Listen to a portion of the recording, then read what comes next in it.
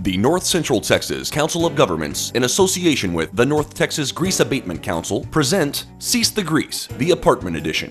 This film intends to inform our residents about a very costly problem that affects everyone: fats, oils, and grease, also known as fog. These three little words have a huge impact on our daily operations.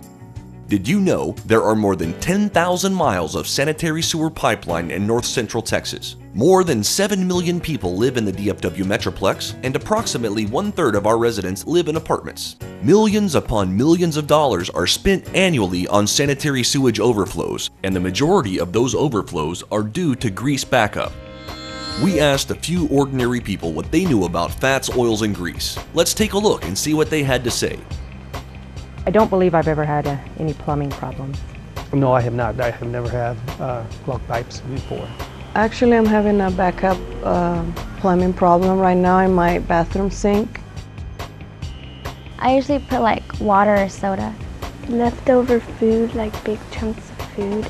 Liquids like coffee, water, juice. Drinks, coffee, sodas, and whatever is left over on the plates. I usually just put leftover liquids down my drain. There's been a couple of times that I put oil. I think the water goes to the city to get cleaned. Down the pipes to the drain, I don't know. I think it goes to the city to get cleaned. I really don't know where it goes.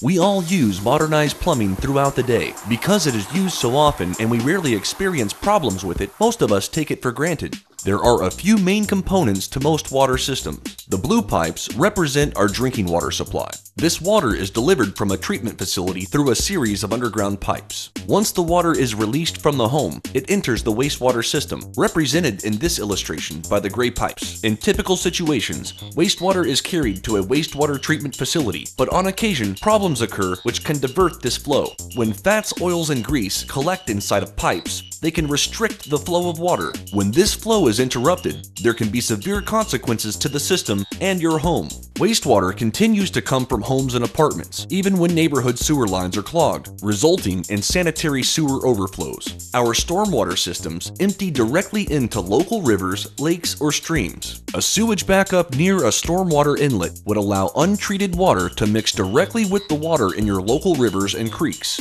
An overflow of this nature would introduce pathogens into our surface waters where we swim, fish, boat, and play. Let's see how else we might be affected by the improper disposal of fog. Meet Chad. Like most of us, he gets up early and works hard all day long. When he gets home from work, there's nothing he enjoys more than taking a nice long shower while listening to music. For the most part, he repeats the same routine. But today, something will be different for Chad. For some reason, the tub is clogged and water is backing up. Quickly, Chad turns off the water, hits the lights, and is out the door to visit the apartment leasing office. Upon being greeted by the apartment manager, Chad explains that his tub is backed up and that he cannot take a shower. His frustration is obvious, but the manager is quick to explain the situation. The pipes are backed up due to the fact that some residents continually pour improper materials down their drains and toilets. Specifically, fats, oils, and grease are the primary cause for this backup and many others. The actions of a few individuals can negatively impact everyone in the community. If this continues to happen, the apartment may be forced to increase rent to cover the cost of repairs and cleaning. In order to prevent future occurrences, she urges him to properly dispose of fats, oils, and grease. Accepting his plight, but still dissatisfied, Chad returns to his apartment to wait. Let's look at a few things that do and do not belong down the drain. Fats. Meat products like ground beef, bacon, and chicken definitely do not belong down the drain. Oils. Oils of all kinds, including cooking oil and motor oil, need to stay away from all drains. This includes any oil-based food product. Grease. Grease from bacon, sausage, or any other meat product should never be put down the drain. Few things will ensure clogged pipes faster than allowing this to happen. Liquids. Liquids like juice, milk, soda, and water are typically fine for any type of drain. Household chemicals. It's always best to check the label first, but some cleaning chemicals are perfectly harmless to the plumbing lines. Home chemicals with labels that say hazardous, flammable, corrosive, reactive, warning, or danger should not be poured down the drain. It's best to avoid putting fog or food scraps of any kind down the sink. Let's see how others might be affected by the improper disposal of fats, oils, and grease. Meet the Alvarez family. Joe and his wife Maria enjoy spending time with each other and having an occasional cookout with the kids. This, like so many other families, is how the Alvarezes relax on the weekends. As mom and dad prepare the meal, the kids are off to play. Everyone gathers around the table. It's just about time to eat when loud noises interrupt their peaceful meal.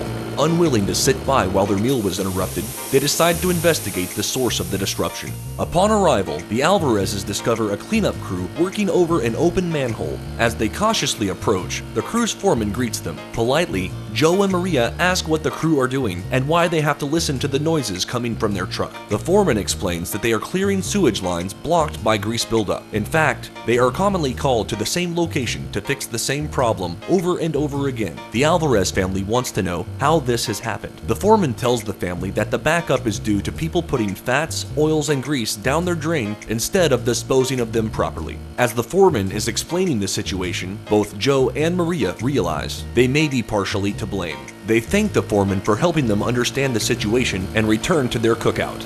Once the crew has cleared the blocked pipes, wastewater flows to the nearest treatment facility. These plants are responsible for treating our wastewater and releasing it back into a natural water environment. When the water first comes into the facility, it is passed through these bar screens. The bar screens extend over 90 feet underground, constantly rotating and raking through debris in the water. From here, the water is passed to the primary clarifiers. The clarifiers store large amounts of wastewater while skimming grease from the top of each basin. These are the main devices used to remove grease during the treatment process. Once the grease is collected here, it is then sent to a grease concentrator by a pump station. At this stage, lime is added to the grease, which makes it much more suitable for landfill applications. The grease is then hauled to a local landfill for disposal. Further down the process, the wastewater is fed oxygen by jets in a series of pools like the one shown here. Oxygen is used to help support the existence of waste-eating bacteria. These bacteria literally consume the waste in the water. In the secondary stage of treatment, water is stored in large channels while mechanized bridges rake matter into waste troughs. The water is passed through filters to bring it up to 98% purity. Even in the later stages of treatment, grease is still being removed and filtered from the water. Chemicals are also used to dissolve the remaining grease. In the final two steps, the water is chlorinated to kill pathogens and then dechlorinated to protect aquatic life. Once the treatment process is complete, the water is aerated once more and then released into a local river or sent via pipelines and used for irrigation. All major metropolitan areas have treatment facilities similar to the one we just visited. Their methods of treatment and release may vary, but no matter what the size or sophistication of the facility, they are all negatively impacted by fats, oils, and grease. We all know by now that fats, oils, and grease should never be put down the drain, but just what exactly should be done with them? Fats. Most solid fats are easily separated from food and should be thrown in the trash. Grease. Grease can be a little trickier to collect and dispose of properly. Bacon grease is perfect for this example. Once you are done with the pan used to cook the bacon, allow time for the grease to cool. Pour the cooled grease into a disposable container. There's typically still some grease residue left in the pan. Take a paper towel and thoroughly wipe the remaining grease from the pan. After these steps are complete, the dish may be washed normally. Oils. Filling the original container with used oil is preferred since it does not create any additional waste. Most major metropolitan areas have collection centers that will store your used oil until it can be recycled or disposed of properly. Check with your local collection center to see what is best for your area. Sinks, toilets, and drains of any kind are no place for fats, oils, and grease. If a small amount happens to find its way down your drain, it's best to use cold, not hot water to assist the flow in the pipes. CeaseTheGreaseNTX.com serves as an online resource for data related to the proper removal, disposal, and reuse of fats, oils, and grease. Residents from any city in North Texas are encouraged to visit this site to gain insight and relative information. We want North Central Texas to be a great place to live. It's our responsibility to maintain and improve the quality of life for every one of our residents. Now that you know about the damaging effects of fats, oils, and grease, we encourage you to pass this knowledge on to your friends and families. With a little effort, we can reduce the amount of fog-related incidents in our sanitary sewer lines, as well as save hundreds of thousands to millions of dollars annually. Working together, there's nothing we can't accomplish.